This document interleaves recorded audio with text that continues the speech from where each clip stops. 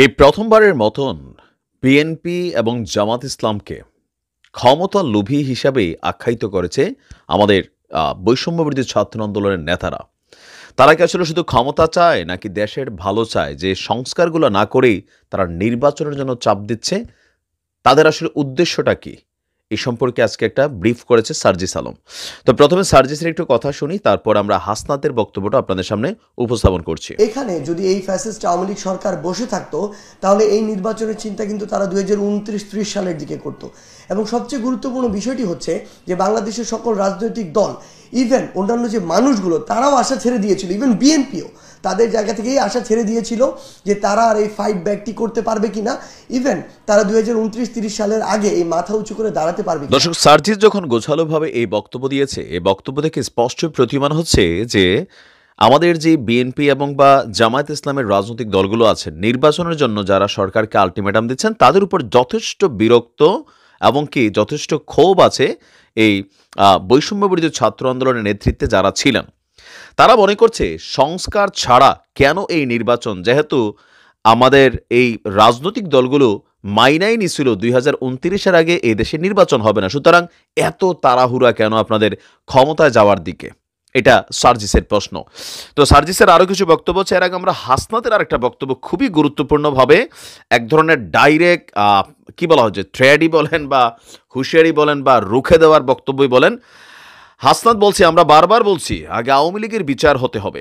যেসব মিডিয়া, যেসব বিশ্ববিদ্যালয়ের শিক্ষক, যেসব বুদ্ধিজীবী আওয়ামী লীগের দালাল হিসেবে ফেসিবাদের পক্ষে যোগ দিয়েছেন, যারা ফেসিবাদের পক্ষে লিখবে, আমরা সেই কলমগুলো ভেঙে দিব। বারবার বলে আসছি, তরুণ প্রজন্মের কথা যদি বুঝতে ব্যর্থ হন, আওয়ামী লীগের যে পরিণতি হয়েছে, পরবর্তীতে যারাই নীতি নির্ধারণের ফোরামে আসবেন তাদের পরিণতি আওয়ামী লীগের মতোই হবে। এখন নির্বাচনের আগে এই নাগরিক কমিটি বা বৈষম্য বিরোধী আন্দোলনের প্রধান দাবি হচ্ছে আওয়ামী লীগের বিচার নিশ্চিত করতে হবে, তারপরে এই দেশে নির্বাচন হবে। রাষ্ট্রের অতি গুরুত্বপূর্ণ সংস্কারগুলোকে এই সুযোগে করে নিতে হবে, আর যদি এটা এখন করা না হয় তাহলে কখনোই করার সুযোগ নাই। বিএনপি এবং জামাত ইসলামের মধ্যে যে নির্বাচনমুখী একটা অ্যাক্টিভিটিজের মধ্যে আমরা দেখেছি, আজকে সম্ভবত বিএনপির একটা জরুরি বৈঠক হয়েছে। সেখানে তারা বলছে যে এই বছরের মাঝামাঝি, মানে মে জুনের দিকে বড় ধরনের একটা আন্দোলনে যাবে, নির্বাচনকে এই বছরের মাঝামাঝি করার জন্য। সর্বোচ্চ 2025-এর ডিসেম্বরের মধ্যে নির্বাচন সরকারকে দিয়ে দিতেই হবে। তো ডক্টর মোহাম্মদ ইউনূসের সরকার, তারা সরাসরি কোনো কথা না বললেও তাদের ভাষাগুলোই বৈষম্যবিরোধী ছাত্র আন্দোলনের এই সার্জিস হাসনাতরা, তাদের মুখ দিয়ে কিন্তু আমরা দেখছি যে এটা বের হচ্ছে। এখন প্রশ্ন হচ্ছে, বৈষম্যবিরোধী ছাত্র আন্দোলনের যে দাবি, সেই দাবির সাথে আপনাদের কি মনে হয় যে এই সংস্কারের ইস্যুটা আসলে এটা কত বছর লাগবে? এই সংস্কারের মধ্যে কি কি হবে? বা গত 6 মাস যাবত এই সরকার যখন আছে, তখন জনজীবনের উপর যে চাপগুলো তৈরি হচ্ছে, সেগুলো আসলে কোন পথে যাবে? পাশাপাশি প্রতিবেশী রাষ্ট্র ভারত, তারা বলছে নির্বাচিত সরকার ছাড়া এই ইউনূসের সরকারের সাথে তাদের স্বাভাবিক সম্পর্ক বিরাজমান হবে না।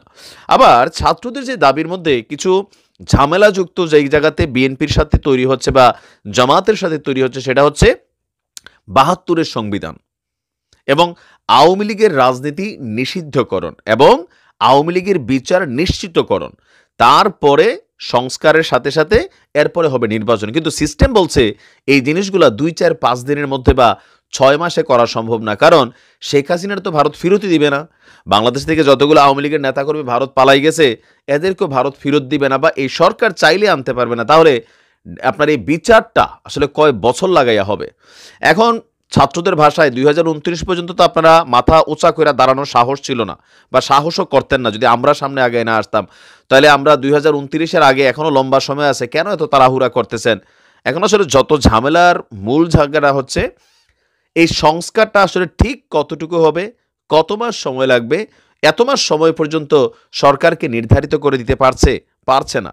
বিএনপির মনে হচ্ছে যে এই লম্বা সময়ের মধ্যে তাদের নেতাকর্মীরা বিভিন্ন জায়গায় যে ধরনের ঘটনা ঘটছে, তারা প্রশ্নের সম্মুখীন হচ্ছে। এর পাশাপাশি এই অন্তর্বর্তী সরকার -2-3 ফর্মুলাতে যাবে কিনা, এটাও একটা মনে মনে সন্দেহ আছে। জামাতও কিন্তু ওই ক্রাইটেরিয়াতে চিন্তা করতেছে।